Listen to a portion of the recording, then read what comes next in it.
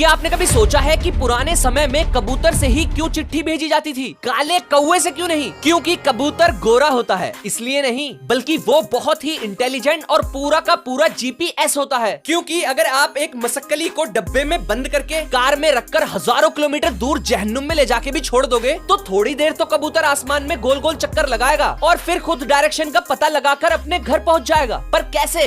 इसका actual reason scientist भी नहीं जानते। बस उनका मानना है कि ये सूरज और अर्थ के मैग्नेटिक फील्ड से शायद अपने घर की डायरेक्शन का